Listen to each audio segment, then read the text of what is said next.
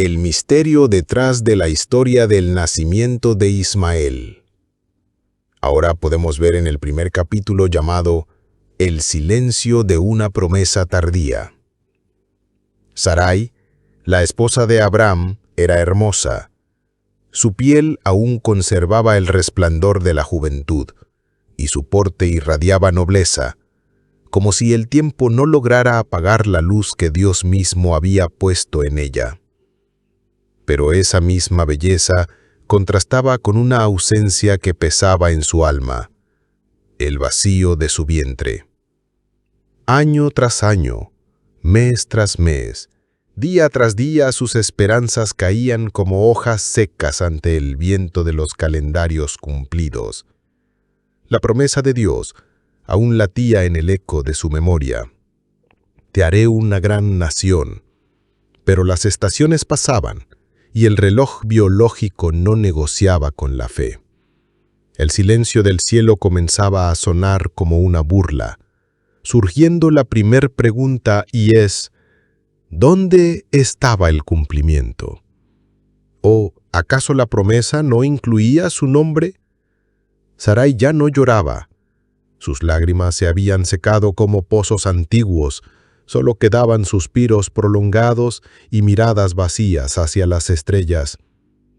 Y entonces, sus ojos se posaban con frecuencia en Agar. Agar era su sierva egipcia, de contextura delgada, piel dorada como el sol del Nilo, y ojos oscuros que escondían un océano de memorias. Había sido traída desde tierras lejanas, probablemente tras el paso de Abraham por Egipto. Aunque su voz era escasa, su presencia hablaba con el lenguaje de la resignación. Era esclava así, pero en ella palpitaba la vida, el potencial, la juventud, la fertilidad. Una noche el silencio de la tienda fue roto por una confesión desesperada. Sarai, de pie frente a Abraham, con el rostro bañado en una luz tenue de lámpara, habló, pero no con esperanza, sino con resignación. En Génesis 16, versículo 2 dice, «El Señor no me ha permitido tener hijos. Ve y acuéstate con mi sierva. Tal vez yo pueda tener hijos por medio de ella». Sus palabras fueron como cuchillos envueltos en seda. Era su propuesta, pero también su rendición. La pregunta es, ¿qué ocurre en el corazón cuando la promesa de Dios parece demorar más de lo que el alma puede soportar? Siendo la respuesta que la espera puede transformar la fe en fatiga. Cuando el hombre se impacienta, trata de cumplir con sus propias manos lo que Dios prometió hacer con las suyas. El deseo de ver resultados inmediatos puede llevarnos a fabricar alternativas humanas que parecen sabias, pero no están ungidas. Como advierte la Escritura en Proverbios 14, versículo 12, dice, «Delante de cada persona hay un camino que parece correcto, pero termina en muerte». Y Abraham, el amigo de Dios, el hombre de fe, esta vez no consultó al cielo, tal vez porque quería calmar el dolor de su esposa, tal vez porque él también empezaba a dudar, o tal vez porque creyó que ese atajo era parte del plan divino. Y así, Agar fue entregada a él como mujer, una esclava convertida en instrumento, un cuerpo al servicio de un linaje, y en ese acto, el linaje de la fe, nacido para caminar por la promesa, se entretejió con la lógica de la carne. Dios había prometido un hijo, pero no había dicho que lo trajeran de Egipto. La historia comenzaba a moverse por senderos no revelados. Seguidamente en el segundo capítulo llamado El fuego que nace en el vientre y el silencio que lo rodea. Agar quedó embarazada. El cuerpo de la sierva comenzó a cambiar. Sus pasos eran más lentos, sus manos más cuidadosas y su mirada distinta. La sumisión que antes marcaba su andar ahora se transformaba en un destello de soberbia silenciosa. La esclava miraba a su señora con otro brillo, como si la balanza se hubiera invertido. Ya no era solo una sirvienta, era la madre del hijo de Abraham, la portadora de lo que Sarai nunca pudo dar, la promesa, aunque adulterada, ahora latía en su vientre. Y Sarai lo notó. Cada gesto de Agar era un susurro hiriente, cada mirada un espejo cruel. El vientre de la sierva comenzó a gritar lo que la matriz de Sarai callaba hacía años: «Yo tengo lo que tú no». Sarai, aquella mujer de semblante noble, se quebró por dentro, y lo que nació en su interior no fue un hijo, sino una envidia muda, profunda, afilada, un lamento que no podía apagar ni el recuerdo de la promesa divina.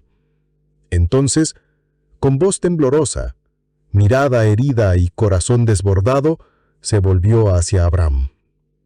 Vemos en Génesis 16, versículo 5, cuando dice: «Es tu culpa. Puse a mi sierva en tus brazos, pero ahora que está embarazada, me trata con desprecio». ¿Acaso no fue Sarai quien ideó este plan? ¿Por qué ahora lanza el peso de su herida sobre Abraham? Porque el corazón humano, cuando se ve expuesto al resultado doloroso de sus propias decisiones, busca un refugio, una excusa, un culpable. Así fue en el Edén. En Génesis 3, versículo 12 y 13 dice: «La mujer que tú me diste por compañera me dio del fruto, la serpiente me engañó». La culpa compartida es más fácil de llevar que la culpa asumida, pero la verdad no cambia. La desobediencia a la voz divina siempre traerá confusión emocional, distorsión de roles y ruptura en las relaciones. Y Abraham, quizás deseando la paz en su casa o evitando el conflicto, le respondió sin fuerza espiritual, sin intercesión, sin oración. Como dice en Génesis 16, versículo 6. «Mira, ella es tu sierva, así que haz con ella como mejor te parezca». Y esa frase fue como una sentencia sin juicio. Sarai, herida y amargada, no corrigió a Agar con amor, sino que comenzó a tratarla con dureza. Fue humillación, fue desprecio, fue castigo emocional. Las promesas no traen plenitud cuando se tuercen por la impaciencia. Agar, joven, vulnerable y ahora con vida en su vientre, no soportó el peso del rechazo. El hogar donde debía gestar su hijo se volvió un horno de aflicción, así que huyó. Huyó al desierto, al calor implacable, a la soledad, a la incertidumbre. Y allí, donde nadie la veía, la miró Dios. La pregunta es: ¿qué hace una mujer esclava, extranjera y embarazada huyendo al desierto? ¿Acaso no era el lugar donde se suponía que iba a ser bendecida? La respuesta es: a veces los lugares donde creemos que habita la bendición se contaminan por el pecado del corazón. Dios permite que la incomodidad nos saque de donde ya no hay honra, para hablarnos en los lugares donde solo Él puede vernos. El mismo Dios que ve al pastor en el monte, al príncipe en palacio y al profeta en la cueva, es el que ve a una esclava solitaria en el desierto.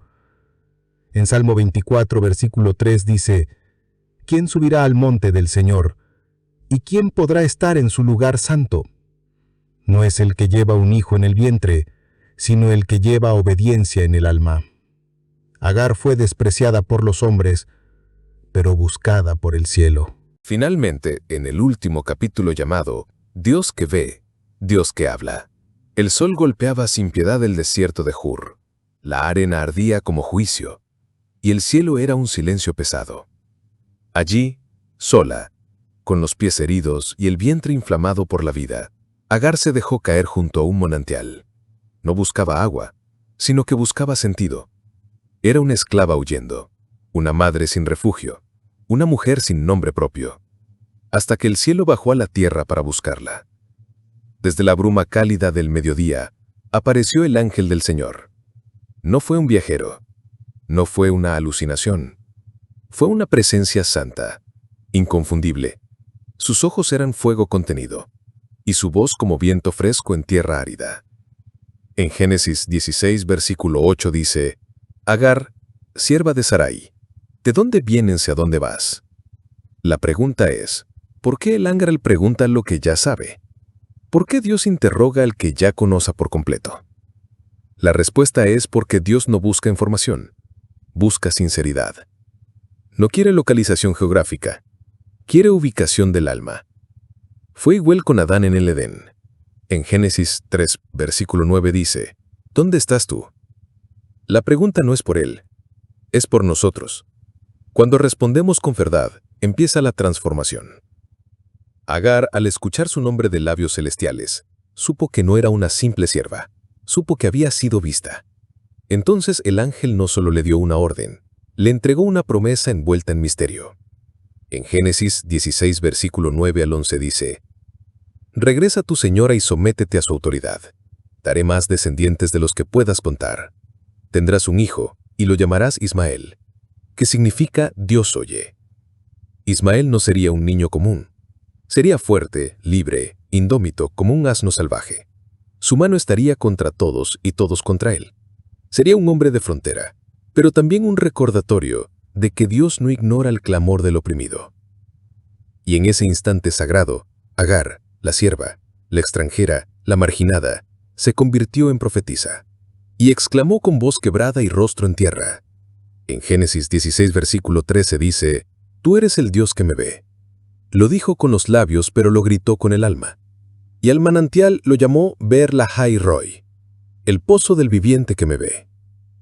Aquel lugar, desconocido en el mapa de los poderosos, se convirtió en altar de encuentro, porque en medio del exilio, una esclava fue vista y bendecida.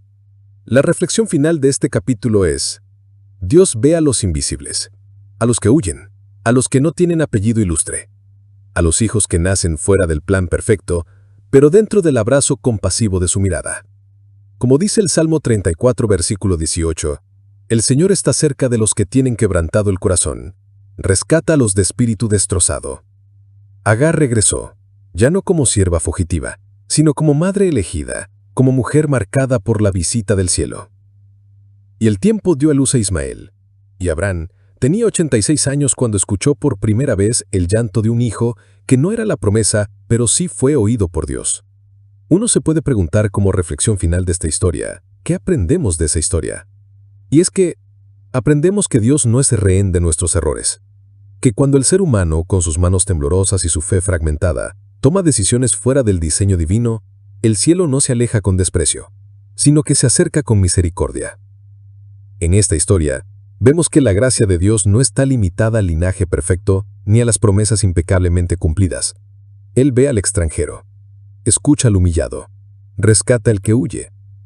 Dios se hace presente incluso en los márgenes del plan. Primero, Agar no era el centro de la promesa, pero fue el centro de la atención divina. Segundo, Ismael no fue el hijo anunciado, pero fue el hijo nombrado por el cielo. Y tercero, Sarai se quebró. Abraham se silenció, pero Dios habló en el desierto. Porque Él es el Dios que se manifiesta en los sitios donde nadie más mira. Él no solo ve, Él visita a los que el sistema ignora. Él bendice lo que otros rechazan. Él levanta lo que la historia quiere enterrar. Dios no necesita escenarios perfectos para escribir propósitos eternos. Puede convertir un manantial escondido en altar, un vientre de esclava en cuna de naciones, y un error humano en testimonio de su fidelidad. Teniendo como versículo final de esperanza, en Jeremías 29, versículo 11 dice, «Porque yo sé los planes que tengo para ustedes, dice el Señor. Son planes para lo bueno y no para lo malo, para darles un futuro y una esperanza». La pregunta es, ¿estás tú en un lugar que parece fuera del plan perfecto? ¿O caminando por un desierto emocional con el alma cansada y el corazón confundido? Entonces recuerda, el Dios que vio a Agar también te ve a ti. Y si Dios te ve, no estás perdido. Estás a punto de ser hallado. Tú decides. La paz sea contigo. No olvides de suscribirte para más videos.